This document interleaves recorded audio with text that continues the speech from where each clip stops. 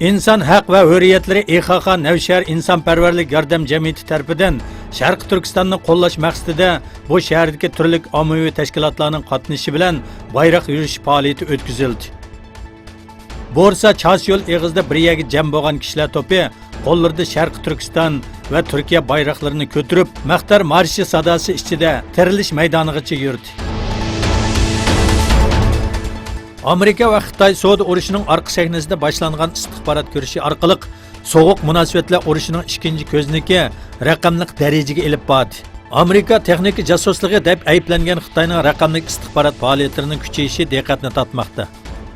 Amerika va Yevropa davlatlaridan tortib Kanada va Hindistongacha bo'lgan nurg'un davlatda texnik jasusligi qatorliq keng ko'lamli ishbirlik faoliyatlarini qanot yoydirish bilan ayblanayotgan Xitoy davlat ichida qo'llanayotgan istixborot va kuchayish texnikasi orqali dunyo jamoatchiligining tanqidiga uchirmoqda.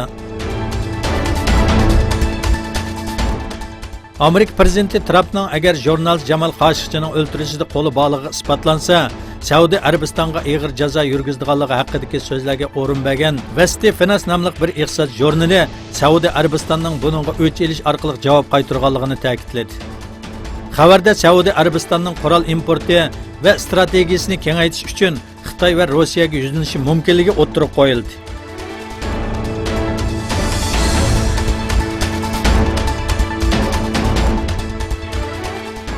Amerika prezidenti Donald Trump Rossiya bilan imzolagan o'rta masofalik radio qurollari kelishimidan chekinganligini aytdi. Rossiyaning kelishimiga xiloflik qilganligini ta'kidlagan Trump, sobiq prezident Barack Obamaning nima uchun bu masalani muzokara qilmaganligini yoki nima uchun kelishimdan chekinmaganligini bilmayman dedi.